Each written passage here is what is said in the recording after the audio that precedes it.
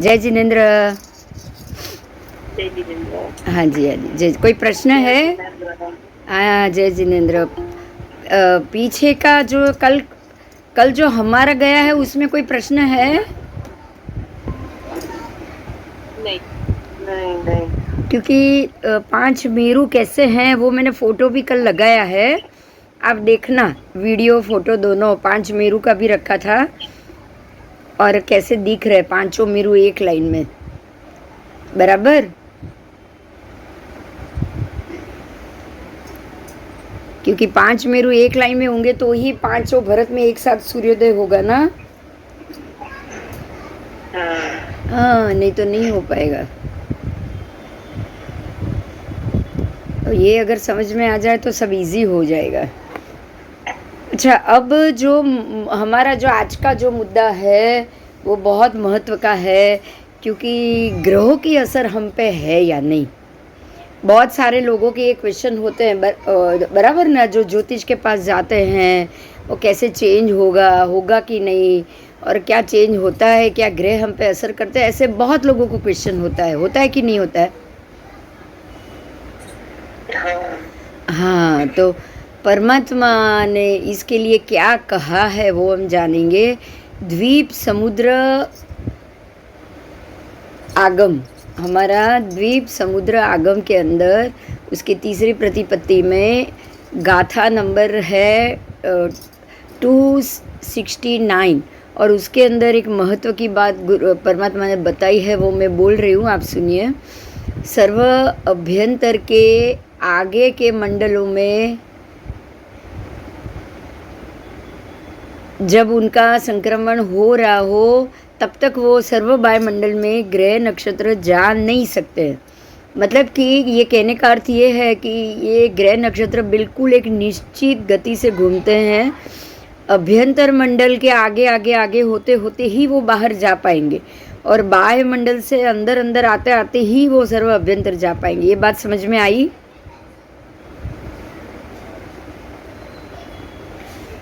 नहीं उनकी जो गति है वो बिल्कुल निश्चित है, नियत रूप से है। जैसे कि ये सर्व बाह्य मंडल और अभ्यंतर मंडल अंदर है, तो अंदर से वो जब तक बाहर नहीं आएंगे वो बाहर नहीं आ पाएंगे। मतलब उनको प्रत्येक मंडल पे चलना पड़ेगा। समझ में आया? प्रत्येक मंडल पे चलते चलते ही वो बाहर आएंगे। तो जो जो मंडल पे चलेंगे वो जगह पे उनकी असर दिखेगी कि नहीं दिखेगी? हाँ, दिखेगी। तो यहाँ परमात्मा ये कह रहे हैं, चंद्र, सूर्य, नक्षत्र और महाग्रह उनकी चाल विशेष, मतलब वो जो जिस प्रकार से चल के बाहर आते हैं मंडल में से, फिर से अंदर जाते हैं, ये चाल विशिष्ट के कारण ही मनुष्यों के सुख दुख का विधान बनता है। मतलब कि मनुष्य के सुख और दुख सूर्य, चंद्र, ग्रह, नक्षत्र, तारा, इनकी विशिष्ट प्रकार की चाल पे अधीन है। परमात्मा का कहना ये है कि ये जो ग्रह नक्षत्र जब चलते हैं और जो एरिया में होते हैं उस एरिया में उनका प्रभाव ज़्यादा रहेगा। अगर सर्व अभ्यंतर में है तो भरत क्षेत्र में ज़्यादा रहेगा, अगर सर्व बाह्य मंडल में है तो लवण समुद्र में ज़्यादा रहेगा। मतलब ये है कि ये सूर्य, चंद्र, नक्षत्र और महाग्रह जब अपनी विशिष्ट प्रकार की चाल चलते हैं, वही चाल के कारण वो मनुष्य लोक में सुख और दुख का विधान उत्पन्न करते हैं। बराबर? इसका अर्थ ये हुआ कि ये एक ऐसे पदार्थ है जो अपनी असर छोड़ता है। हाँ या ना? हाँ, ये अपनी असर छोड़ेंगे। ये अपनी ऐसी असर छोड़ेंगे जो शुभ भी हो सकती है, अशुभ भी हो सकती है। किसी के लिए अच्छा हो सकता है, किसी के लिए बुरा हो सकता है। 2-4 बिल्कुल प्रैक्टिकल मैं आपको बता रही हूँ कि अगर सूर्य उदित हुआ तो चामा, चिड़िया और घुवड़ बिल्कुल देख नहीं पाते, आंखें बंद करके अपने जो झाड़ की बखोले उसके अंदर घुस जाते। समझ में आई बात? हाँ, और जैसे ही सूर्य प्रकाश होगा, हम सारे जीव, बाकी के बहुत सारे जीव हैं जो सारी चीज़ एक दूसरे के आसपास की हर वस्तु आप देख सकते हो, आप देख ही पाते हो। आप देखो, आँखों में रोशनी है कि नहीं महत्व नहीं है, लेकिन सूर्य प्रकाश बहुत महत्व का है। क्यों पता है? आँखों में तो जब अंधेरा है तभी हमको कुछ नहीं दिखाई देता। क्या आपकी आँखों की रोशनी चली गई क्या? नहीं, नहीं चली गई। आपकी आँखों की रोशनी होने के बावजूद आपकी आपकी आँखों में दृष्टि है, आपकी आँखों में रोशनी है, देखने की ताकत है, लेकिन अगर अंधेरा है तो आप कुछ नहीं देख पाओगे। तो महत्व का क्या हुआ? आपकी आँखों की रोशनी या अंधेरा? की रोशनी। अरे अंधेरा भी तो सबसे बड़ा महत्व है कि नहीं? हाँ, इम्पोर्टेंट तो सोचो आप। आँखों की रोशनी अगर देखो, दिन में आप देख सकते हो, आपकी रोशनी के कारण नहीं देख सकते, आप सूर्य प्रकाश के कारण देख रहे हो। अगर सूर्य का प्रकाश ही नहीं होता, आपकी आंखें किस काम की बताओ? कुछ नहीं। कुछ नहीं, कुछ नहीं। दोनों में से रोशनी, हाँ, अगर आपकी आंखों में रोशनी भी नहीं है तो भी सूर्य प्रकाश कोई काम का नहीं। लेकिन जब दोनों चीज हो तो दोनों में महत्व का क्या हुआ?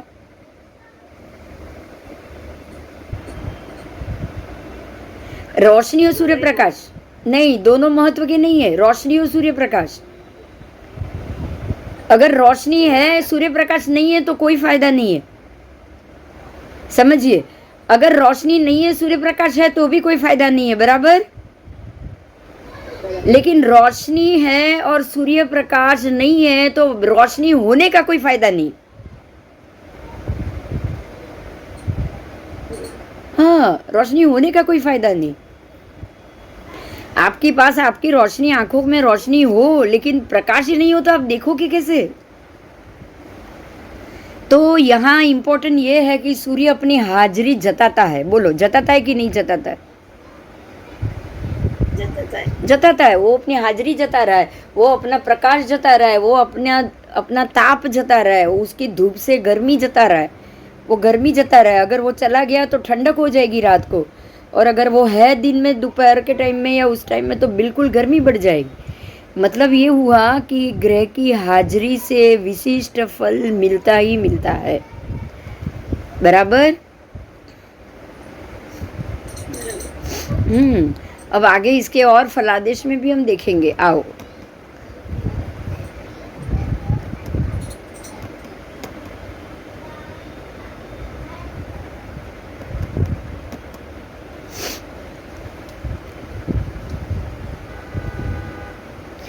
यही मनुष्य के सुख दुख का विधान बनता है। मतलब हमारे सुख का कारण हो तो भी ये ग्रह नक्षत्र और सूर्य आदि सब, और अगर हमारे दुख का भी कारण हो तो भी यही। ठीक है, आप अगर देख पा रहे हो तो भी ये, आप देखना नहीं चाहते, घुवड़ और चामाचिड़िया कुछ भी नहीं देखना चाहते, क्योंकि अगर प्रकाश आ गया तो उनको कुछ नहीं दिखाई देगा। लेकिन वो भी सूर्य प्रकाश अब जब आ जाएगा तो वो भी परेशान हो जाएंगे। मतलब उनके दुख का कारण सूर्य प्रकाश हुआ कि नहीं? हुआ। तो सर्वबाह्य, अब यहाँ एक और आपको गणित सीखना है। बाहर के लवण के मंडल से जब सूर्य अंदर की तरफ आएगा, जम्बू की तरफ आएगा, तो उसका ताप क्षेत्र रोज नियम पूर्वक बढ़ता जाता है। क्यों? क्योंकि वो हमारे नजदीक आ रहा है, वो हमारे नजदीक आ रहा है। जैसे कि दिसंबर से लेके जून तक गर्मी बढ़ती है कि नहीं बढ़ती है? बढ़ती है।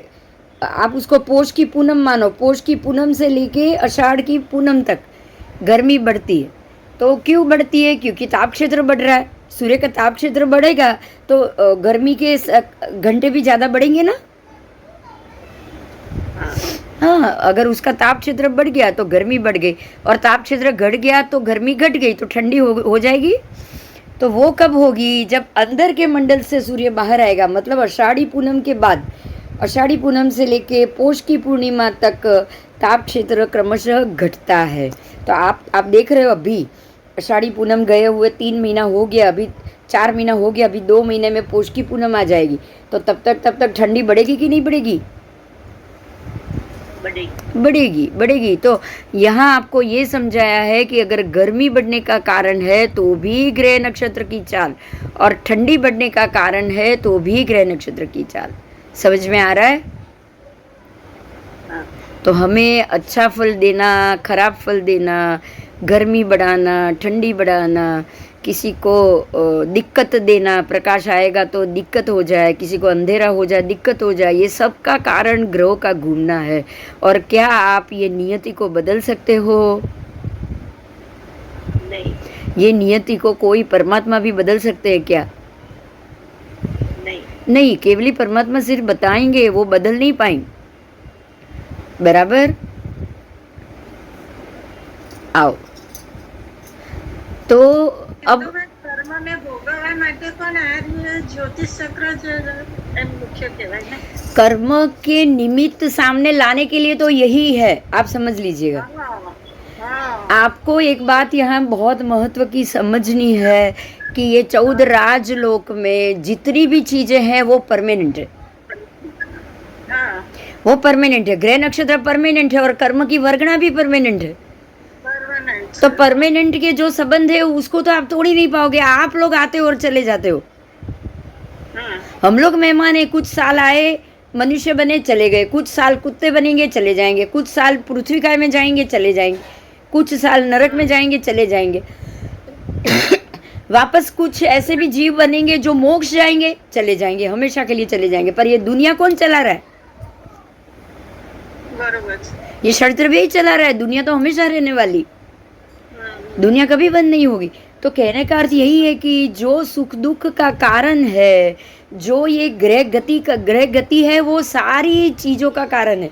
उनके घूमने के कारण सुख होगा, उन्हें घूमने के कारण दुख होगा, उनके घूमने के कारण कर्म के निमित्त खड़े होंगे, उनके घूमने के कारण ही अगर अशुभ कर्म के निमित्त खड़े हुए तो अशुभ वर्गणा लगेगी आत्मा को।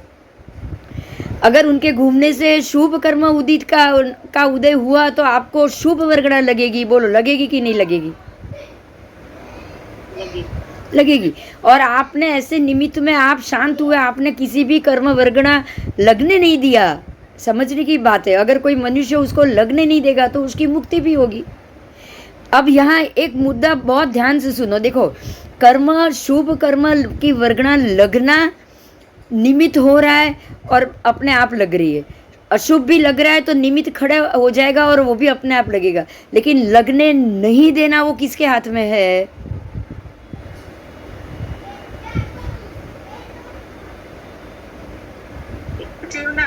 जीव के हाथ में। ध्यान दीजिए, जीव के हाथ में। अगर जीव ये मक्कम हो जाए कि मैं ये लगने नहीं दूंगी तो आप संसार से विपरीत जा रहे हो।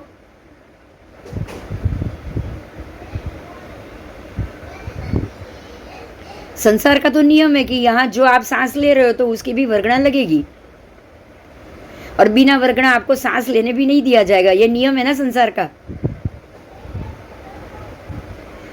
तो जो इससे विपरीत जाए वो क्या ये संसार में रह सकता है या वापस आ सकता है?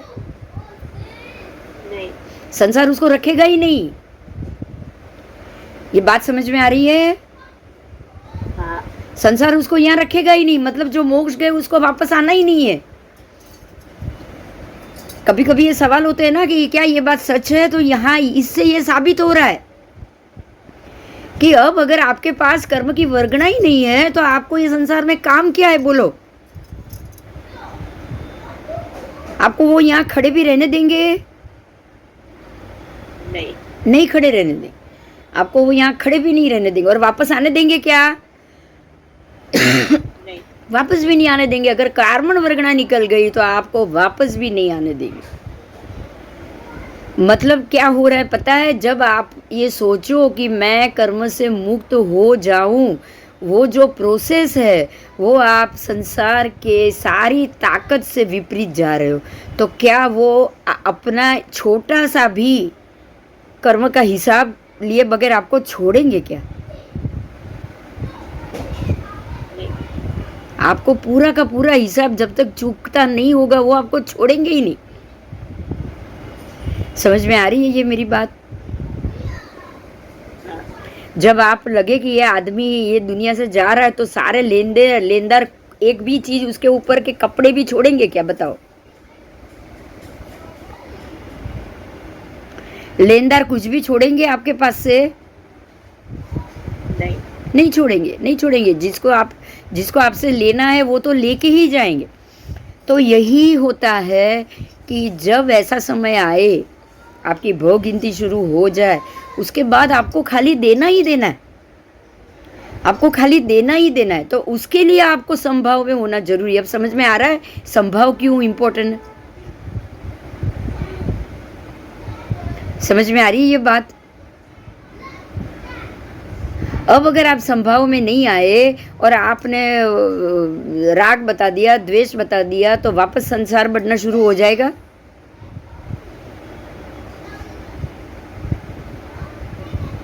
हो जाएगा कि नहीं? इसीलिए एक शायिक सम्यकत्व के पहले बहुत सारा संकित होता है कि नहीं? हाँ, अगर आपको जाना है ये पता चल जाए तो लेने वाला एक छोटा सा कर्म भी छोड़ेंगे क्या? हिसाब छोड़ेंगे? ये बताओ। नहीं। नहीं छोड़ेंगे। तो एक बात ध्यान से सुनो कि जब आपकी भव गिनती शुरू हो जाए, जब पहला छोटा सा संकेत आ जाए ना, उसके बाद आपका धीरज धरना बहुत जरूरी। क्योंकि पहला जब संकेत आ जाए ना, उसके बाद अर्धपुद्गल काल में आप प्रवेश करोगे। तो अर्धपुद्गल प्रवेश में होने के बाद जब तक आपका क्षायब शमिक सम्यकत्व ना आए ना, तब तक का समय बहुत लंबा हो जाएगा अगर आप ध्यान नहीं रखोगे। समझ में आई मेरी बात? हाँ, यही कारण है कि बहुत सारे भगवानों ने बहुत कम भव निकाले, लेकिन परमात्मा महावीर ने 27 भव निकाले सम्यकत्व के बाद, क्योंकि उनको लेन देन ज़्यादा चुकाना था। और पहले आरे के आसपास ही उनको तो सम्यकत्व आ गया था। वो भी महाविद्य क्षेत्र में आया हुआ है, यहाँ नहीं आया उनको। नैसार का भव उनका भरत क्षेत्र का नहीं था, महाविद्य क्षेत्र का था। समझ में आया? तीसरे भव में वो आदेश्वर भगवान के पास तो आए। मतलब क्या हुआ? क्या इसी जन्म में उनके 27 भव खत्म हुए? पहले कोई सोच के बताओ मुझे, चलो। कभी ये सोचा है आपने? नहीं। कभी ये सोचा? आप सोचो। नैसार के भव में उन्होंने महाविद्य क्षेत्र में सम्यक दर्शन प्राप्त किया। उसके बाद दूसरा भव देवलोक में, तीसरा भव ऋषभदेव भगवान के पुत्र के रूप में। तो आप ये समझ सकते हो कि हो सकता है कि ये उत्सर्पिणी में तो उनको हुआ भी ना हो, और हुआ हो तो भी महाविद्य क्षेत्र में हुआ है। तो वहाँ तो मुनिराज मिल गए उनको, फिर देवलोक में गए, और यहाँ आते आते तो सारा सम्यकत्व उसी, क्योंकि भव आगे बहुत निकालने बाकी थे, हिसाब बहुत बाकी था, तो सम्यकत्व का वमन हो गया। बात कुछ समझ में आ रही है? हाँ, तो हमें यही, इसीलिए सम्यकत्व भी बहुत प्रकार के हैं। और पहला संकित आ जाए, उसके बाद आप वर्धपुद्गल में प्रवेश कर रहे हो, उसके बाद भी पता नहीं कितनी भव गिनती होगी और कितना समय जाएगा, ये हम नहीं जानते। लेकिन अर्धपुद्गल में आ गए मतलब अब तो आपको निकलना है, वो तो तय है कि निकलना तो है ही। पर एक बात का ये ध्यान, आप अपने पॉइंट ऑफ व्यू से मत सोचिए, संसार के पॉइंट ऑफ व्यू से सोचिए कि संसार आपकी कड़ी से कड़ी परीक्षा लेगा कि नहीं लेगा? बताओ। लेगा। जब पता चले कि ये आदमी आपके टीम से जा रहा है, तो आप कितनी कोशिश करोगे? नहीं, तुम यहाँ ही रुको, तुम जा कैसे सकते हो? आप पूरी एड़ी चोटी का जोर लगाओगे कि नहीं? तो संसार के ये सारे जो उसके जो रिजल्ट है, उससे बच के चलना बहुत ही दुर्लभ का है, कठिन का है। यही कारण है परमात्मा कहते हैं समय का भी प्रमाद मत करिए। ठीक है, आओ अब यहाँ पे ये तो मुद्दा समझ में आ गया। अब एक दूसरा मुद्दा ये ग्रह नक्षत्र का, उसमें से तिथि का मुद्दा समझाया है कि तिथि, अब देखिए देखिए ध्यान दीजिए, आपको ग्रहों से एक ही बात समझनी है कि आपके कर्म क्षय का सबसे आसान तरीका कैसे आप ढूंढ पाओ। बराबर बराबर। परमात्मा ने ये कहा है कि तिथि में आरंभ समारंभ संरंभ पर्व तिथि के अंदर आप जितनी नहीं करोगे या जितनी कम करोगे उतना आपको कर्मबंध कम लगेगा। बोला है ना भगवान ने, बोलो। हाँ, बोला है कि जितने आरंभ समारंभ संरंभ आपको कम करने हैं वो कम करोगे तो ही कर्मबंध कम लगेगा। तो यहाँ पे तिथि के मामले से भी कर्म संबंध समझना है आपको। अब तिथि कैसे बनती है, हमको तो बेसिक सीखना है कि तिथि कैसे बनती है। आपको ये तो पता ही नहीं तिथि कैसे बन रही है। दिन तो सूर्योदय और सूर्यास्त, वापस दूसरा दिन सूर्योदय, तो पूरा एक अहोरात्र हो गया। पर क्या, जैसे कि आप देखो उसको, दो चीज़ को अलग अलग समझोगे ना, एग्जाम्पल हम समझेंगे। जैसे कि मेरा शरीर, जैसे दिन और रात है वो आपको दिखाई दे रहा है।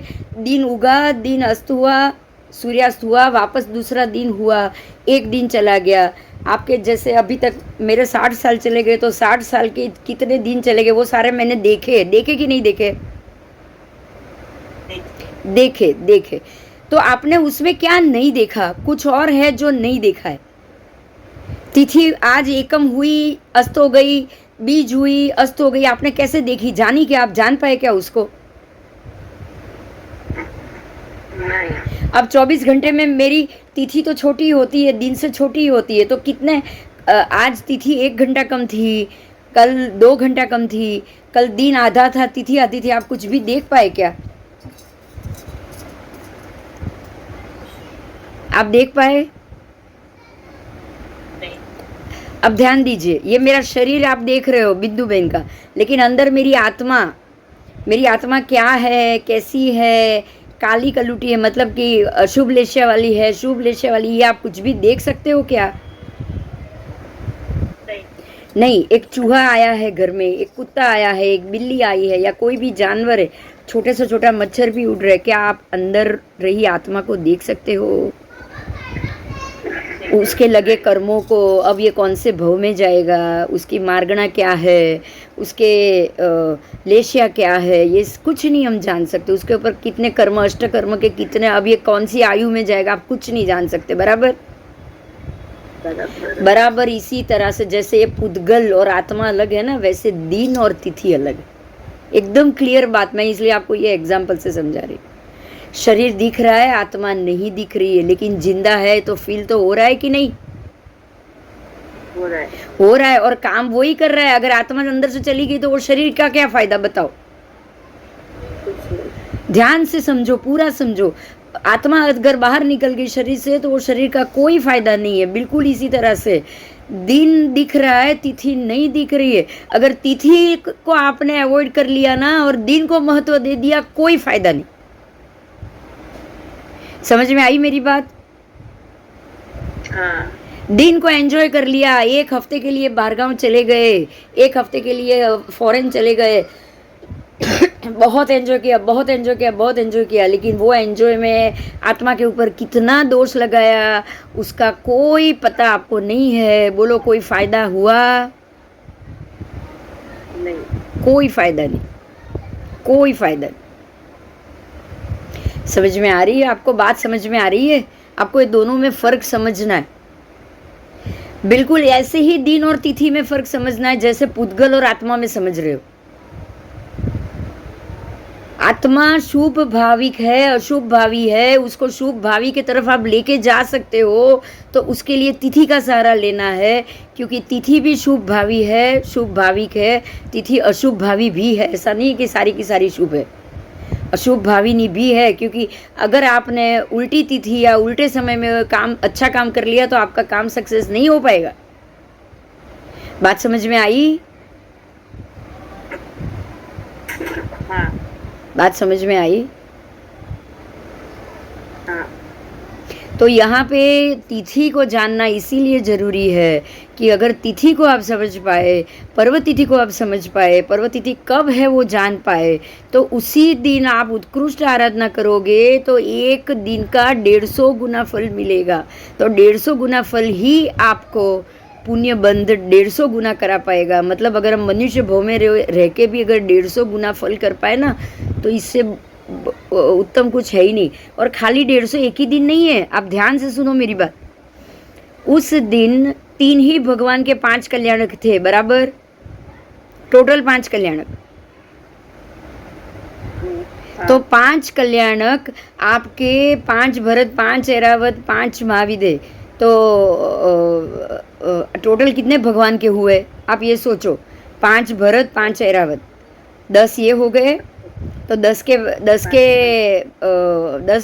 के 50 गिनोगे तो उसको कितने कल्याणक होंगे आप सोचो। 5 कल्याणक थे, 5 भरत, 5 ऐरावत, 10, तो उसको 50 करोगे, अतीत और अनागत और वर्तमान 3 से मल्टीपल करोगे तो 150 हुए। अच्छा, एक और बात मैं पूछती हूँ, एक ही दिन 5 कल्याणक को तो 150, तो 3 कल्याणक तो बहुत दिन आते हैं, आते कि नहीं आते? तो 3 कल्याणक के 30 गुनो 30 करो और 3 3 90 90 90, तो वो भी फायदा हो जाएगा, नहीं होगा क्या?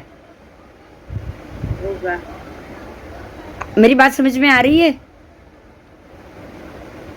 5 कल्याणक के दिन 150 गुना फल मिलेगा, 3 कल्याणक के दिन 100 गुना फल मिलेगा कि नहीं, 90 गुना मिलेगा कि नहीं? हाँ। तो क्या आपको मिस करना चाहिए? एक ही दिन में 90 गुना मिल रहा है, मिस करना चाहिए? नहीं। समझ में आ रही है ये बात आराधना? अच्छे दिन कहाँ है, कहाँ छुपे हुए बैठे हैं, क्या हो रहा है, बहुत जरूरी है। आप समय को ढूंढो, वो बहुत जरूरी। समझ में आ रहा है मेरी बात? समझ में आ रही है? तो हम तिथि के मामले में जा रहे हैं अभी जानने के लिए। जैसे ये पुद्गल के अंदर आत्मा बैठा है, आपको नहीं पता, समझ में नहीं आ रहा है, सिर्फ फील कर सकते हो, उसका बोलना, उसकी सांसें चलना, उसका देखना, उसका उठना बैठना, ये सब फील कर सकते हो, बराबर? बराबर। इसी तरह से चंद्र का बिंब, ध्यान दीजिए, आपको तिथि जाननी है।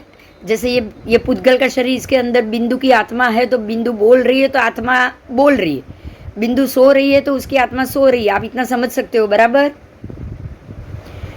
इसी तरह से पूर्णिमा का चंद्र है तो आज पूनम है, अगर एक कला घटी तो आज 14 है। ये उसका पुद्गल द्रव्य तिथि और भाव तिथि दोनों आपको पता चल जाएगा। समझ में आई मेरी बात? हाँ।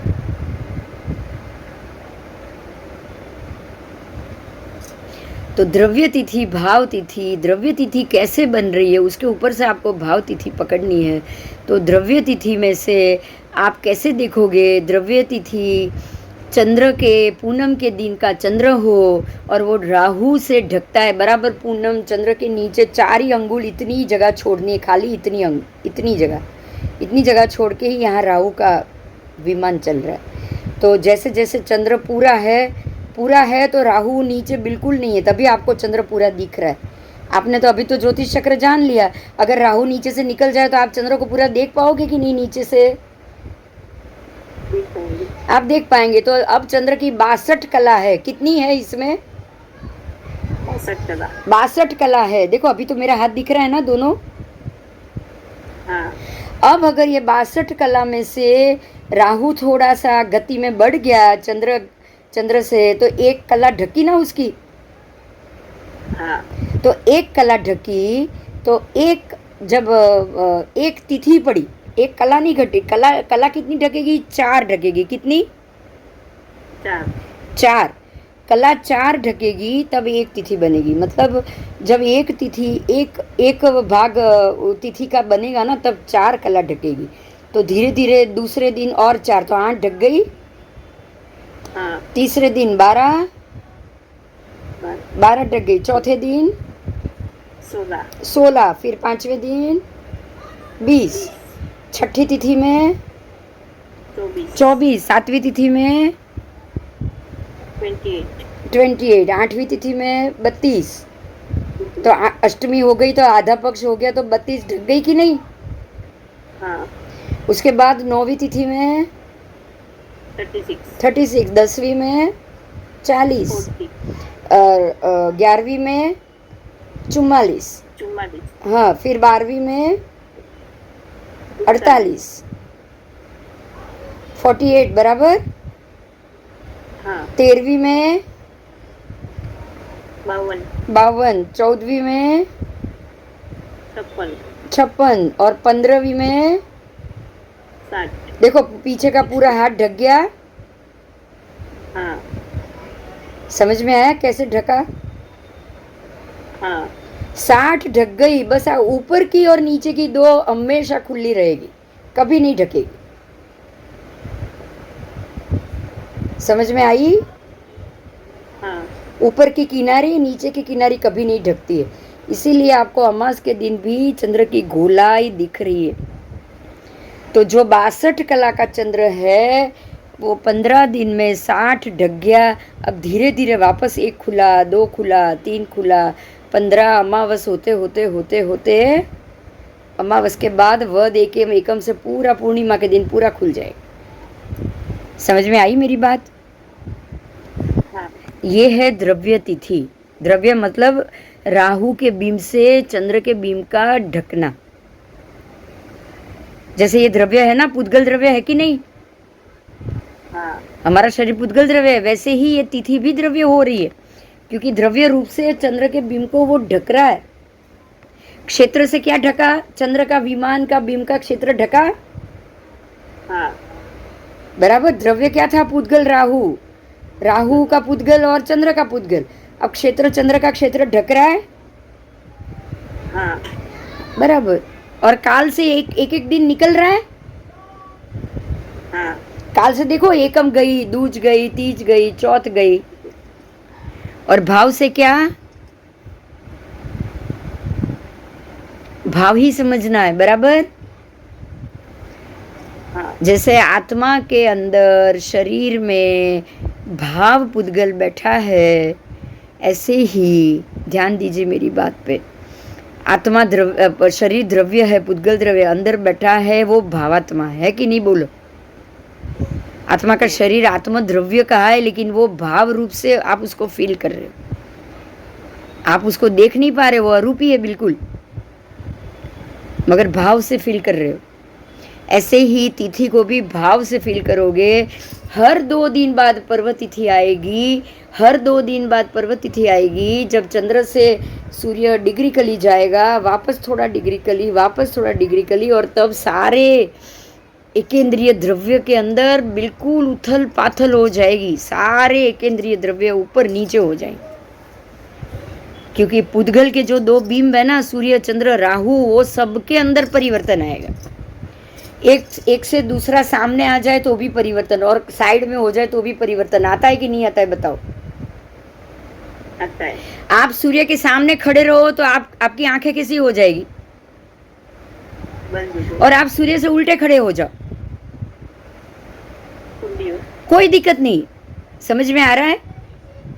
हाँ, तो बराबर इस तरह से चंद्र के बीम से एग्जैक्ट उसकी डिग्री कली जो स्थिति बनती है ना, कोना, 1 कोना, 2 कोना, मतलब 30 degree, 45 degree, 90 degree, 120 degree, 150 degree, हर एक जो डिग्री पे जाएगा ना, तब पूरे उसके प्रभाव से, उसके प्रकाश से पूरे क्षेत्र के सभी एकेंद्रीय जीवों में उथल पाथल हो जाए, विक्षिप्त हो जाएंगे। वो बिल्कुल हम बोलेंगे विबुध हो जाएंगे वो, और हमारी भी मति मारी जाएगी, हमको भी मजा करने का मन करेगा, क्योंकि मन तो चंद्र के साथ ही घूम रहा है। ध्यान दीजिए, ये एक बड़ा फलादेश का विषय। आपको एक बात मैं बताऊं, मन हमेशा चंद्र और मन की एक ही कल्पना है। चंद्र भी जैसे बढ़ता है, मन 1 सेकंड में कहाँ से कहाँ पहुंच जाता है। चंद्र को काबू करना मुश्किल है, चंद्र की कला को काबू करना मुश्किल है, ऐसे ही आपके मन को भी, विचारों को भी काबू करना मुश्किल है कि नहीं? बोलो। पूर्णिमा के दिन आपका मन ज्यादा रासलीला खिलता है कि नहीं? खिलता है, और अमावस्या के दिन घट जाता है। घट जाता है, अंधेरा है, डर लग रहा है आपको। आप देखोगे, इसका खास उदाहरण देखोगे कि जो भी मेंटल असाइलम होते हैं ना, पूर्णिमा और अमावस्या 14 अमास, वो लोग चिल्लाते हैं, चीखते हैं बिल्कुल, क्योंकि चंद्र जब नहीं होता है ना, उनका दिमाग नहीं चलता है, दिमाग पे असर होती है चंद्र की कला की। पूर्णिमा का चंद्र होगा तो बिल्कुल विलास करने का मन करेगा, वासना करने का मन करेगा, करेगा कि नहीं? करेगा। करेगा, करेगा। तो चंद्र से ही मन की हमारी स्थिति जुड़ी हुई है। तो जब पर्व तिथि आएगी तब चंद्र का बल बढ़ जाएगा, तो आपका मन क्या करेगा बताओ?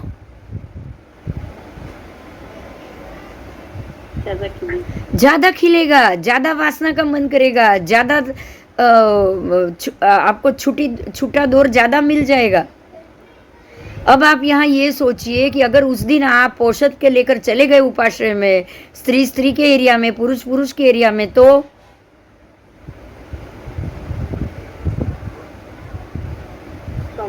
कम हो जाएगा, तो कम हो जाएगा। यही तो कहा है परमात्मा ने कि ऐसी तिथियों के दिन जब तिथि का आवेग बढ़ जाए तब आपका आवेग कम हो।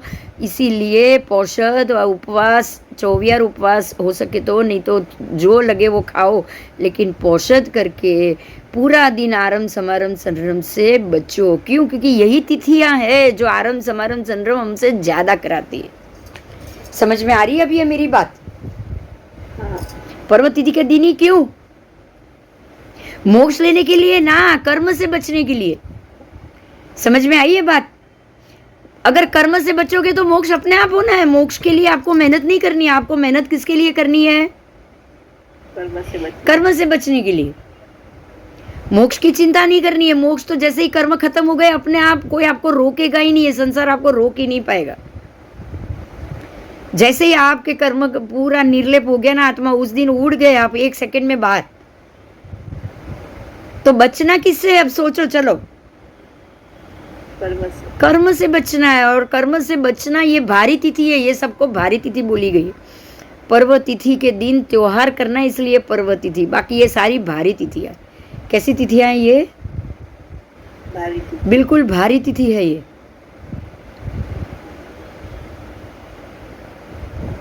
और ये 12 पर्व बोले हैं, जो पूनम पर्व, अमास पर्व और 10 पर्व तिथि। आप देखो 14 पूनम, 14 अमास कितनी भारी जाती है, बोलो बीमार लोगों के ऊपर। बताओ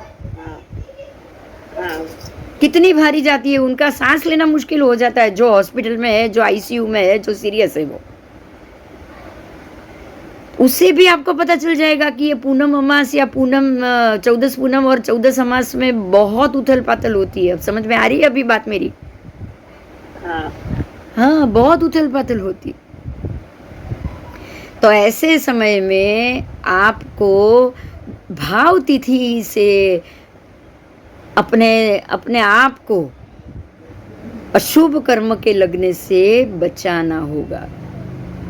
क्लियर हुआ आज पर्व तिथि में ये क्यों करना, ये बात क्लियर हुई? कोई प्रश्न है तो पूछो।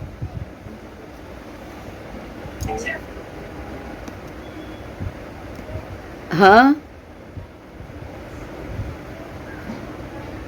है कोई प्रश्न? ना, ठीक है, चल। पर समझ में आ गई बात? मजा आई आज जान के तिथि क्या है वो? हाँ, आओ। तो अब तो ये बात क्लियर हो गई। भगवान ने जो कहा है कि यही सूर्य, चंद्र, ग्रह, नक्षत्र, तारा और इनके घूमने के कारण ही मनुष्य के सुख दुख के विधान हो रहे हैं, ये बात तो एकदम क्लियर। क्योंकि कर्म का बंध ही उसी से हो रहा है। अगर कर्म का बंध हो रहा है, आप उससे बच रहे हो तो सुख मिल रहा है, और अगर उसमें फंस रहे हो तो दुख मिल रहा है। बराबर? आओ चलो, बस। तो अब चंद्र विमान के 62 भाग हो गए। ध्यान दीजिए, अभी मैं कुछ बोल रही हूँ उसको समझिए। 62 भाग, उसमें से 2 भाग तो बिल्कुल अलग, 2 भाग तो ढके हुए ही रहेंगे। बराबर? दो भाग अलग है और 62 भाग कहा गया है। 2 भाग कभी नहीं घटेंगे, तो 60 भाग घट रहे हैं, तो रोज के 4 तो 15 तिथि, शुक्ल पक्ष में 15 तिथि बढ़ेगी और कृष्ण पक्ष में यही 15 तिथि ढक जाएगी। क्लियर बात हो गई? हाँ। तो ये कारण से चंद्र शुक्ल पक्ष में बढ़ता है, कृष्ण पक्ष में घटता है, बराबर। और एक बात ध्यान से सुनो, अगर जब ये बढ़ेगा तो आपकी मन की कल्पनाएं भी बढ़ेगी, और ये घटेगा तो मन की विक्षिप्तता भी बढ़ेगी। समझ में आ रही है मेरी बात अभी? हाँ। हाँ, आओ चलो। मैम लेकिन कितनी भी कोशिश करेंगे तो भी अगर उसका असर है तो वो तो अगर औषध भी लेंगे या सामयिक भी करेंगे तो भी उसमें तो चेंजेस आएंगे ही ना। नहीं, देखिए फिर से एक जगह पे हम पहुंचेंगे। चलो, आपकी ये बात मैं जवाब मेरे हिसाब से कैसे दे रही हूँ आप सुनो। आपने कोशिश शुरू कर ली, बराबर। आपने कोशिश शुरू कर ली। अच्छा, आपने ये क्या सोच के की? लोग कर रहे हैं इसलिए की कि मुझे बचना है इसलिए की? मुझे बचना है इसलिए। हाँ, मतलब आपके अंदर सम्यक दर्शन आया है, आप अब ये दुनिया से बाहर जाना चाहते हो, बराबर। बराबर। Now it works. समझ में आया? अच्छा। अब ये काम करेगा, क्योंकि अगर आपको पता ही नहीं आप क्यों कर रहे हो और ऐसे ही कर रहे हो, आपको तो यहाँ से बाहर भी नहीं जाना है, आपको तो बहुत मजा आ रहा है। अरे ये संसार वंसार क्या छोड़ना है, ये ऐसे जन्म लो मरो, बहुत सुख मिल रहा है, बहुत पुण्य मिल रहा है, बाहर जाना ही नहीं हमको तो बार बार जन्म लेंगे, बार बार मरेंगे, चलेगा। तो अब क्या ये काम करेगा?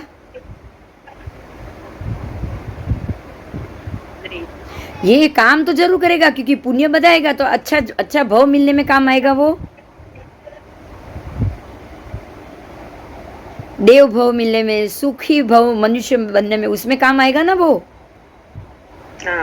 हाँ, लेकिन अगर आपने ये सोचा कि भाई मुझे तो देव भी नहीं चाहिए, मनुष्य भी नहीं चाहिए, मुझे यहाँ वापस ही नहीं आना है, भगवान तू मुझे अब जितना हो सके जल्दी मोक्ष दे, और उसके लिए मैं ये कार्य करूँ कि मेरे से जितने हो सके कर्म कम बने और नए कर्म चढ़े नहीं, तो अब आपकी जो भी हिसाब फटाफट होगा कि नहीं होगा? होगा। अब आपको चाहे भगवान महावीर की तरह 27 भव बाकी हो तो भी होगा कि नहीं? होगा। बस, तो हमको ये नहीं सोचना है कितना बाकी है, आपको यही सोचना है जो भी आए अपना हिसाब लेके जाए। अच्छा। आपको ये बात समझ में आ जानी चाहिए कि किसी का थोड़ा भी हिसाब मुझे नहीं छोड़ना है, बराबर। मुझे जो लेना है वो मैं छोड़ रही हूँ, लेकिन मुझे जो देना है वो मैं पाई या कतरा कतरा देके जाऊंगी। अगर आप ये सोच लो तो आप कितने भी 25 भव बढ़े, 50 भव बढ़े, आपका मोक्ष है वो तो निश्चित हो गया कि नहीं? हो गया ना? हाँ, तो आपको ये नहीं सोचना है, आपको बस आरंभ समारंभ से बचना है। वो कुछ भी निमित्त आ गया तो समझ लो कि बहुत थोड़ा ज्यादा बाकी है, इसलिए ऐसे निमित्त आते, ऐसे ख्याल आते। समझ में आई मेरी बात? अभी आप व्रत देखो, मैं पहले भी मैंने ये बात की चर्चा की थी, मैं आज फिर से कर रही हूँ कि अगर आपको नियम भंग हो जाए, आपने नियम लिए हुए हो और नियम भंग हो रहे हो, तो भी आपको यही समझना है कि मैं नियम में मजबूती में इसलिए नहीं रह सकती क्योंकि अभी मेरे थोड़े भव बाकी है। शायद दक्षा थी ना उस वक्त ये चर्चा हुई थी तब। हाँ, सुना था हम। हाँ, तो आपको यही समझना है कि मेरे भव गिनती बाकी होंगे तो मैं नियम में मक्कम रह ही नहीं पाऊंगी। बस आप समझे? नियम में मक्कम कौन रह पाएगा बोलो? नियम में मक्कम वही रह पाएगा अब जिसके कर्म खपने बाकी है, पूरे के पूरे खपने बाकी है, खपने ही है, तो वो नियम में मक्कम रह पाएगा। मक्कम आप नहीं रह रहे हो, आपका कर्म आपको रख रहा है। अगर ढीले भी हो रहे तो आपका मन नहीं हो रहा है, आपका कर्म आपके मन को ढीला कर रहा है। यह बात मजबूती, आप अपने आप को मजबूत रख ही नहीं सकते, इस बात को आज मान लो। बात समझ में आई? हाँ ये भी अहंकार हो गया कि मैंने मेरे मन को मजबूत किया, मैंने अपने आप को तैयार किया, मेरा पुरुषार्थ दृढ़ है, ये भी अहंकार आ गया। हकीकत ये है कि आप अगर कोई दृढ़ भी है, अगर कोई मेरू की तरह अड़ग भी खड़ा है, तो वो अब उसके कर्म का हिसाब ही खत्म हो रहा है, तो अब तो कोई नियम नहीं तोड़ेगा। वो तोड़ेगा? बताओ। नहीं। कोई नहीं तोड़ेगा। अब हमको क्या करना है? वो मजबूती तक पहुंचना है ना? डे बाय डे प्रत्येक भाव में अपने सम्यक दर्शन को मजबूत करते जाएंगे और कर्म को तोड़ते जाएंगे। कर्म जैसे जैसे घटते जाएंगे, कर्म नए नहीं बांधने, पुराने कर्म तोड़ने हैं, और कोई भी जितनी हो सके विलास, वैभव, वासना, वो सबको छोड़ना है। आप इतना खाली दिमाग से सोच के भी आगे चलो ना कि इसको छोड़े बगैर मोक्ष नहीं है। और आप छोड़ते छोड़ते भी अगर वो भोग आ गया, समय आ गया, भोग आ गया, आप मक्कम नहीं रह पाए और भोग हो गया, तो भी यही समझो वो नंदीशण मुनि की तरह कि कर्म बाकी थे तो आपको कैसे छोड़ेंगे? सोचो जरा, चलो। अगर आपके कर्म भोगने बाकी थे तो आप अपने आप को मक्कम रह पाओगे? बताओ तो। नहीं। हाँ, नंदीसेन मुनि रह पाए? नहीं रह पाए ना। वेश्या ने जैसे बोला वहां रुक गए। बोलो, भगवान के सामने बड़ी बड़ी डींग की, नहीं मैं रोकूंगा अपने आप को, मैं तो दीक्षा लूंगा ही लूंगा, मैं मेरी वासना को कंट्रोल करूंगा। भगवान के सामने तो वही बोला था ना। हाँ, भगवान के सामने तो उन्होंने वही बोला था। मगर ये सारी डींग हुई कि नहीं हुई जब कर्म सामने आया? हाँ, क्यों? क्योंकि भोगावली बाकी हो तो आप अपने आप को रोक ही ना पाओ, आप आपके नियम में टिक ही नहीं पाओगे। मतलब ये है, ध्यान से सुनिए, मतलब ये है कि नियम में अड़ग रहना भी आप नहीं कर रहे हो। बराबर? आपके कर्म भोगने का समय ही नहीं है ये। आपकी भोगावली बाकी नहीं है तो आप नियम में अड़ग ही रहोगे। और अगर आपकी भोगावली बाकी है तो आप कोई नियम में टिक नहीं पाओगे। तो मतलब हिसाब कौन कर रहा है? कर्म कर रहे हैं, आप नहीं। मक्कमता भी कर्म कर रहे हैं, आप नहीं कर रहे हो। तो हमें रोज आदत लगानी है, हमें ये आदत लगानी है कि मेरे कर्म घटे बस, और कर्म भोगते जाओ, खत्म करते जाओ, भोगते जाओ, स्वाहा करते जाओ। तो जैसे ही वो भोगते जाएंगे, आप स्वाहा करते जाओगे। आपको पता है परमात्मा ने दीक्षा लेने के बाद 16 साल तक, कितने साल तक? 16 साल तक उन्होंने अपने कर्म का हिसाब चुकता किया है। 16 साल लग गए उनको कर्म के हिसाब चुकाने में। भगवान महावीर को 16 साल लग गए। तो जब तक वो 16 साल तक उन्होंने अपने कर्मों का हिसाब चुकता नहीं किया, उनको केवल ज्ञान नहीं हुआ। बराबर? बराबर। तो कर्म जैसे आएंगे शांति से खत्म करो, बिल्कुल शांति से।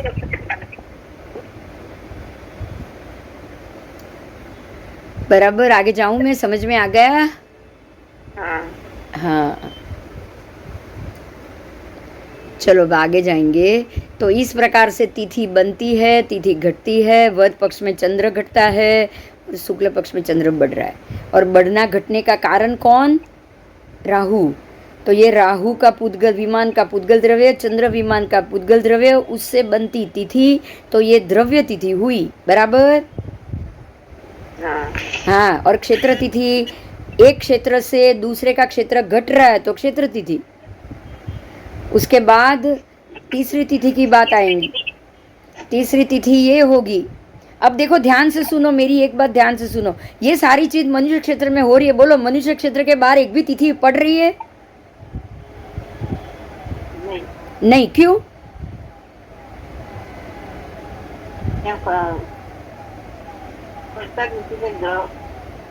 ग्रह नक्षत्र नहीं, ग्रह नक्षत्र तो है, क्या नहीं है? मनुष्य भी है, जीव भी है, मनुष्य नहीं है, जीव भी है, सब है। स्वयंभू रमण समुद्र तक मछली वछली सब है, पृथ्वी का है, अप का है, बस सब के सब है। પણ ભરત ક્ષેત્ર ને એમાં જ ફરે છે ને? नहीं नहीं, मगर देखो जीव तो वहां पे भी है कि नहीं। चलो अपना आयु भोग के आ जाएंगे, आएंगे कि नहीं? આएंगे। वो पूर्ण आयु भोग के आएंगे, बीच में नहीं मरेंगे वो। ये बात समझ में आई? हाँ। क्यों? क्योंकि ग्रहों और नक्षत्रों की असर नहीं है। ध्यान दो, चर ज्योतिष नहीं है, स्थिर ज्योतिष है। तो एकम दूज तीज तो होगी नहीं, हमेशा पूनम। बराबर? चंद्र के नीचे राहु का विमान वहां नहीं चलेगा, वहां नहीं चलेगा। वहां शुक्ल पक्ष भी नहीं होता है, कृष्ण पक्ष भी नहीं होता है। तो जब ये सब नहीं होता है तो 14 राजलोक के षड द्रव्य कार्बन वर्गणा ये सब भी क्या वहां पे आपके अशुभ अशुभ कर्म का हिसाब करेगी? नहीं करेगी। समझ में आया? अब तिथि से ही ये सारा हिसाब हो रहा है। अब समझो तो, क्योंकि दिन रात तो वहां पे भी है। मतलब सूर्य चंद्र है, दिन रात तो वहां भी नहीं है, पर सूर्य चंद्र तो वहां भी है कि नहीं? सूर्य चंद्र तो वहां पे भी है, पर तिथि वहां पे नहीं होती। अगर तिथि नहीं हो रही है तो फिर वहां कार्बन वर्गना का लगना ये सब भी नहीं होगा ना, ये भी नहीं होगा। बराबर? तो मनुष्य क्षेत्र में सूर्य चंद्र ग्रह नक्षत्र तारा इस 5 प्रकार के ज्योतिष है जो घूमते हैं, जो चर है, जो शुभाशुभ फल देते हैं, इसलिए उसको चर ज्योतिष बोला है। और मनुष्य क्षेत्र के बाहर ज्योतिषी तो यही 5 है, अड़ीद्वीप के बाहर सूर्य चंद्र ग्रह नक्षत्र तारा सब है, लेकिन ये गति बगैर स्थिर है, एक ही जगह खड़े रहते हैं। अब एक ही जगह खड़े रहेंगे तो एकम दूध तीज तो होगी ही नहीं।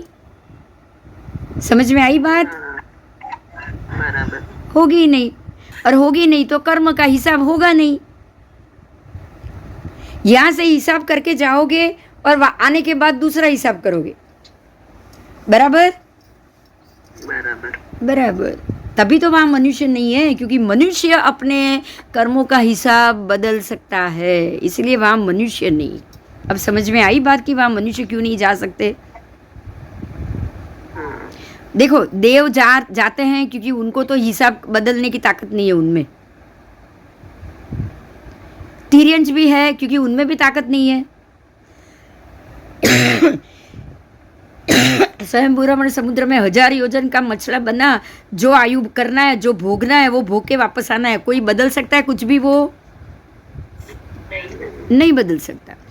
बराबर इसी तरह से बाकी के एकेंद्रिय, बेंद्रिय, वनस्पति, फिर पृथ्वी का है, वो भी कुछ नहीं कर सकते। बराबर? हाँ, लेकिन मनुष्य अपना हिसाब ऊपर नीचे कर सकता है, इसलिए मनुष्य क्षेत्र के बाहर कभी नहीं जा पाएंगे। और नारकी के जीव नहीं जा, ये 2 नहीं जा पाएंगे, क्यों? नारकी के जीव तो नरक में बंधे हुए पड़े। बराबर? हाँ, इसलिए मनुष्य जन्म बहुत इम्पोर्टेंट। हाँ, इसीलिए महत्व का है, क्योंकि आप यहाँ आओगे तो आगे पीछे का, तभी तो ये पुद्गल ओसराने की क्रिया बोली थी ना मैंने आपको। तभी तो ये बार व्रत जरूरी है। ये बार व्रत और पुद्गल ओसराने की क्रिया ही तो सम्यक दर्शन की शुरुआत है, पहला पगथिया है। अगर आपने ये ओसरा है नहीं और बार व्रत नहीं लिया तो सम्यक दर्शन है ही नहीं, क्योंकि आपको मोक्ष की तरफ जाने की तो कोई तैयारी नहीं है। बराबर? हाँ, चल। तो हमने 132 सूर्य चंद्र तो जान लिए थे। 132 सूर्य चंद्र अभी अड़ीद्वीप के अंदर ही है, क्योंकि वो घूम रहे। बराबर?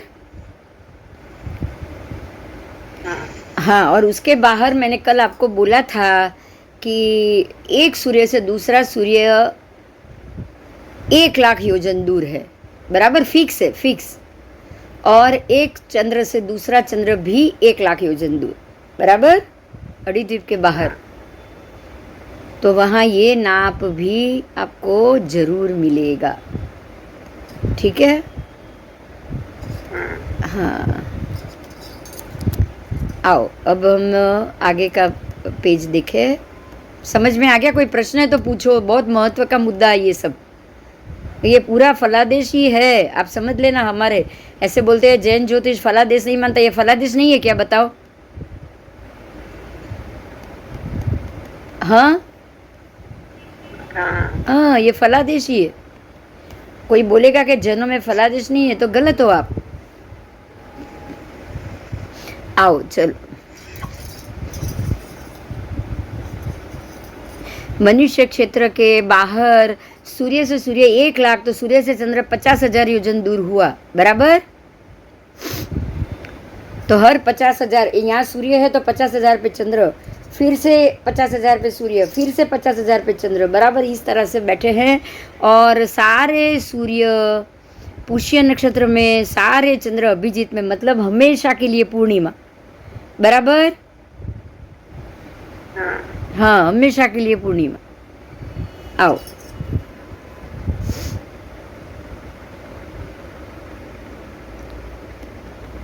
अब यहाँ मैं जो आपने जाना है उसी में एक महत्व का मुद्दा कह रही हूँ। कर्मों का विपाक, अशुभ कर्म का विपाक अशुभ कर्म लाते हैं, और शुभ कर्म का विपाक शुभ कर्म लाते हैं। ये बात आप समझ रहे हो, बराबर। लेकिन किसके कारण लेकर आप आए आपके सामने?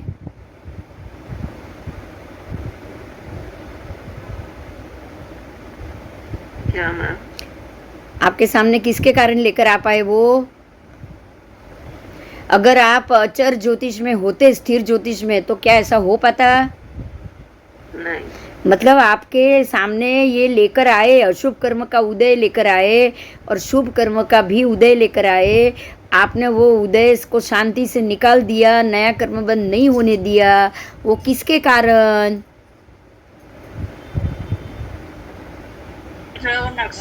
चर ज्योतिष के कारण। किसके कारण? चर ज्योतिष के कारण। समझ में आया?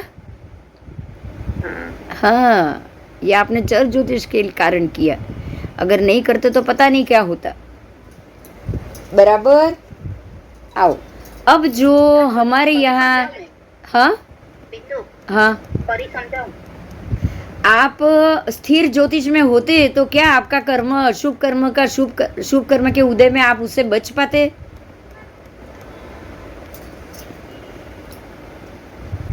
आप बच पाते? नहीं। लेकिन यहाँ तो निमित्त भी बना सकते हो ना, निमित्त भी आ सकता है ना आपके लिए। हाँ। आप अशुभ को शुभ में बदल सकते हो कि नहीं? क्योंकि अगर ग्रह अपनी स्थिति बदल सकते हो तो आप भी बदल सकते हो। देखो, सीधा हिसाब है, बराबर। यहाँ पर्व तिथि में आपने सामायिक किया तो आपको उसका पुण्य फल मिला। बाहर जाके पर्व तिथि में, पर्व तिथि है ही नहीं, क्या सामायिक करोगे बताओ? बराबर। बस। तो आप ये कर पा रहे हो चर ज्योतिष के लिए। अचर ज्योतिष में कुछ नहीं कर पाओगे, क्योंकि वहां बिल्कुल अचर है, कुछ नहीं घूम रहा है। तो घूमना ही इंपॉर्टेंट है, मैं यही समझा रही हूँ आपको, बराबर। हाँ, अच्छा, अब इसी चीज को समझो। यहाँ 1 साल 1 महीना हुआ, एक पक्ष हुआ। पहले तो एक पक्ष हुआ, एक तिथि हुई, 15 तिथि तक एक पक्ष हुआ, फिर 30 तिथि हुई तो 2 पक्ष हुए, फिर 2 पक्ष में से आपके 6 महीने हुए उत्तरायण दक्षिणायन के, उससे 1 साल हुआ, फिर 2 साल, फिर 3 साल, एक कोड़ा कोड़ी, ऐसे ऐसे टाइम गया। क्या अचर में जाएगा? नहीं। बस। तो अब आपको अभी हम समय की गिनती कर रहे हैं। कैसे करेंगे कि ऐसे कोड़ा कोड़ी पल्योपम, यहाँ पे कितने पल्योपम जाएंगे? ऐसे कोड़ा कोड़ी पल्योपम जब जाएंगे, कोड़ा कोड़ी 1 करोड़ पल्योपम को 1 करोड़ से गुनो, उसको उसका 10 गुना करो, तो उतने काल में 1 सागरोपम होता है। कितना होता है? 1 सागरोपम। 1 सागरोपम। बराबर। तो ए सागरोपम, जो एक सागरोपम हुआ वो 4 कोड़ाकोड़ी सागरोपम, ऐसे 4 कोड़ाकोड़ी को मल्टीपल करोगे ना, तब एक सुषम सुषमा काल जाएगा। क्या जाएगा? एक सुषम सुषमा काल। ऐसे 3 कोड़ाकोड़ी सागरोपम का एक सुषम काल, एक कोड़ाकोड़ी सागरोपम का एक सुषम दुष्मा काल, उसमें 42,000 वर्ष कम ऐसे एक कोड़ाकोड़ी का काल को सुषम दुष्मा काल कहा गया है। फिर उसके बाद 21,000 वर्ष के काल को दुष्म काल कहा गया और 21,000 वर्ष के दूसरे को दुष्म दुष्म कहा गया। तो इस प्रकार से 6 काल उत्सर पीढ़ी के और 6 काल अवसर पीढ़ी के, टोटल ऐसे आपका जब 10 कोड़ाकोड़ी सागरोपम उत्सर पीढ़ी, 10 कोड़ाकोड़ी अवसर पीढ़ी, ऐसे टोटल 20 कोड़ाकोड़ी सागरोपम जब चला जाए, तब एक उत्सर पीढ़ी एक अवसर पीढ़ी खत्म, मतलब आपका एक काल चक्र खत्म। बराबर। एक काल चक्र में 20 कोड़ाकोड़ी सागरोपम का समय जाता है। और ये कहाँ कहाँ जाएगा? तो जम्बू द्वीप फिर से लेके 2.5 द्वीप तक, जब तक मनुष्य लोक है तब तक ही ये कोड़ाकोड़ी चलेगी, उसके बाहर नहीं। ठीक है? हाँ।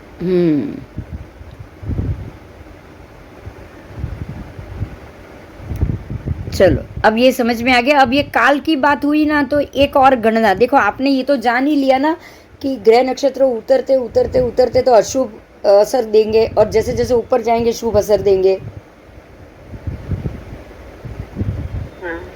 तो ग्रह नक्षत्र जब नीचे उतरेंगे तो अवसर पीढ़ी काल होगा। और वही जब ऊपर जाएंगे तो शुभ शुभ शुभ शुभ असर होगा। तो उत्सर पीढ़ी होगा, दिनों दिन उत्सर पीढ़ी होना, बढ़ना। शुभ का बढ़ना उत्सर पीढ़ी और अशुभ का बढ़ना अवसर पीढ़ी। बराबर। और ये लाने वाले कौन? ज्योतिष चक्र का उतरना और चढ़ना। और ये कहाँ कहाँ होता है? सिर 5 भरत 5 ऐरावत में। बराबर। बाकी जगह नहीं होता है ना। अब बाकी जगह नहीं होगा महाविद्य और सब में, तो वहां उत्सर पीढ़ी अवसर पीढ़ी भी नहीं होगी। बराबर ना। पर वहां बाहर जैसा काल नहीं होगा, ये ध्यान देना।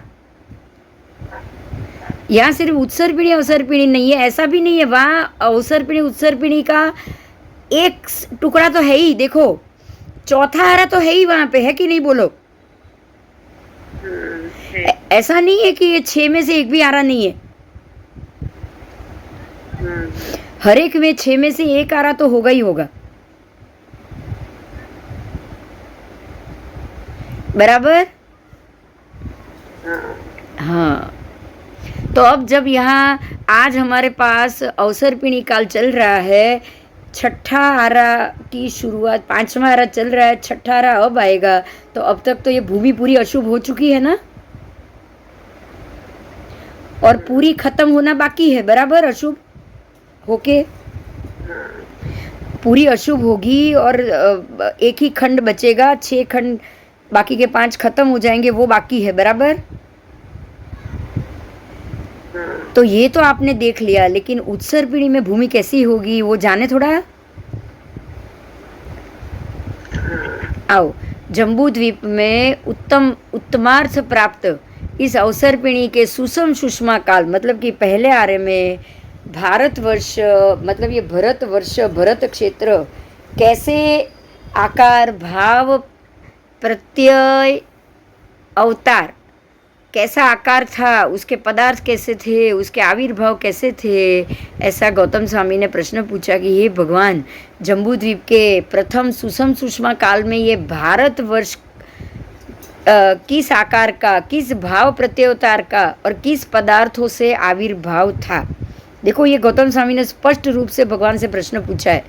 ये है भगवती सूत्र के 6ठे शतक की 312वीं गाथा। अब परमात्मा जवाब दे रहे हैं, ध्यान से सुनिए। कोई बोलेगा ना कि ऐसी पृथ्वी बदलती नहीं है, तो उसके मुंह पे ये थप्पड़ के बराबर ये गाथा है। बात समझ में आ रही है मेरी? पृथ्वी बदलती है, ये जगह बदली है, ये पहले का भरत क्षेत्र नहीं है। इसका ये जवाब है। भगवान कह रहे कि हे गौतम, भूमि भाग बहुसम होने से बिल्कुल रमणीय था। कब? पहले आर्य में।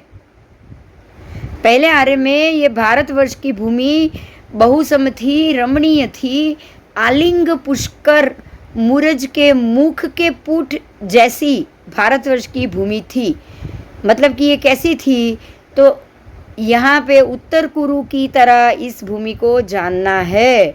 उत्तर कुरु में उत्तम प्रकार के 10 कल्प वृक्ष की भूमि है।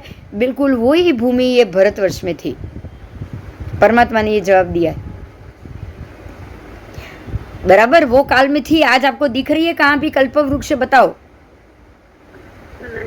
सुवर्ण की भूमि, रत्न की भूमि, आप आज आपको कुछ नहीं मिल रहा है। तो आपको मानना ही पड़ेगा कि ये भरत क्षेत्र की भूमि में परिवर्तन आ रहा है। ठीक है? हाँ,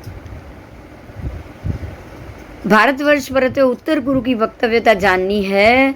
और ऐसे ही यहाँ पे युगलिक उठते हैं, आते हैं, बैठते हैं।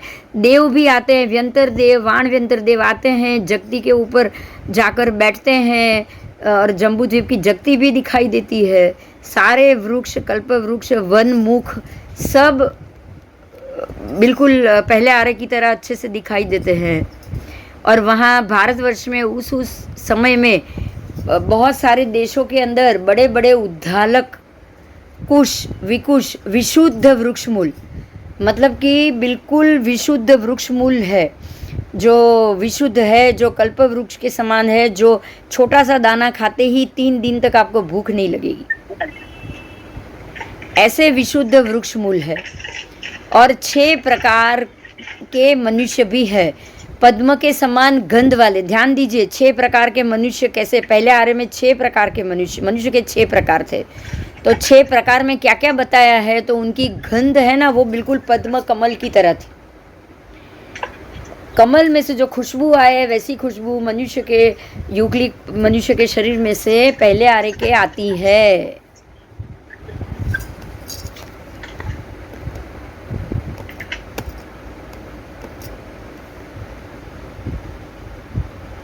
उसके बाद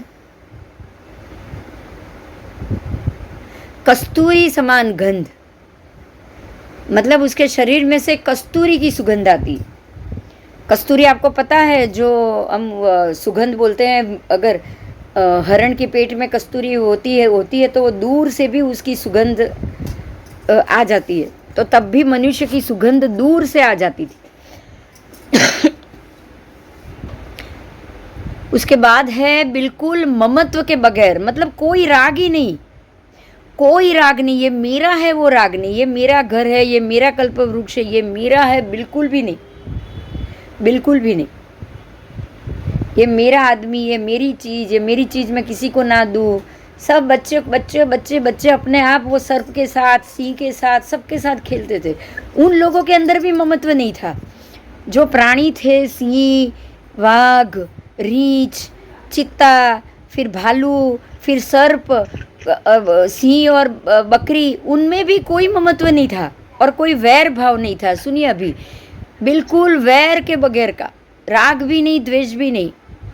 उसके बाद है तेजस्वी और रूपवान, बिल्कुल स्वरूपवान, कोई रोग नाम नहीं। उनके शरीर में बिल्कुल रोग ही नहीं। एक छींक आए, मरने से पहले एक छींक आए और मर जाए।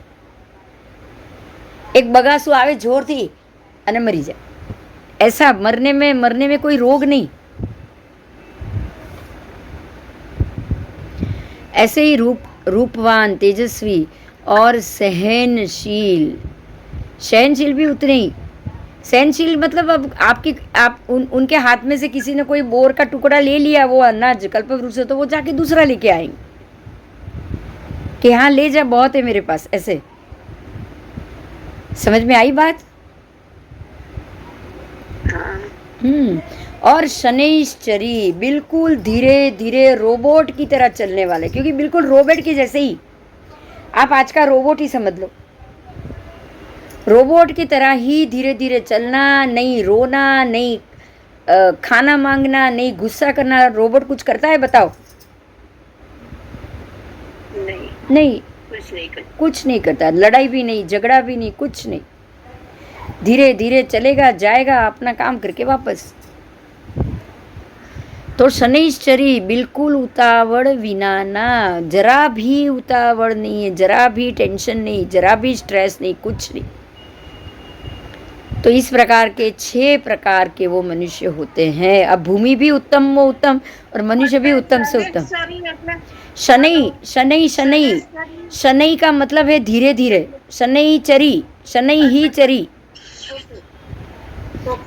जो धीरे धीरे चलने वाला। शनि ग्रह कैसा धीरे धीरे चल रहा है, अच्छा, इसलिए शनैश्चरी। बराबर। तो भगवान ने कह दिया कि पहले आर्य के भरत क्षेत्र की स्थिति ऐसी थी, पहले आर्य के भरत क्षेत्र के मनुष्य ऐसे थे। बराबर, हाँ, समझ में आ गया? मजा आया? बताओ हाँ, आज आपने जो कुछ भी जाना कितनी मजा आई? बहुत कुछ अच्छा जानने को मिला आपको आज, है ना? हाँ। बोलो अब करना है आगे, कल करे? कल करते हैं मैम। बस अभी कल करेंगे, ठीक है? कल भी ले लूंगी लेक्चर, शनिवार है, कोई बात नहीं, ले लूँ। हाँ, ये हफ्ते में 2-3। हाँ टाइमिंग यही। हाँ, यही 4 बजे का ही रखूंगी। बच्चे घर में है ना, बहुत धमाल रहती है सबकी। आज भी घर पे ही है, ठीक है? हाँ હા, હવે વેકેશન એટલે જ હવે 4 વાગ્યાનો જ ટાઈમ, કારણ કે એ લોકો ઘરે હોય ને, ખાઓ પીઓ 2:30 સુધી તો એ લોકો નવરાશ જ નથી પડતા. ઓકે, જય જીનેન્દ્ર, જય જીનેન્દ્ર, જય જય.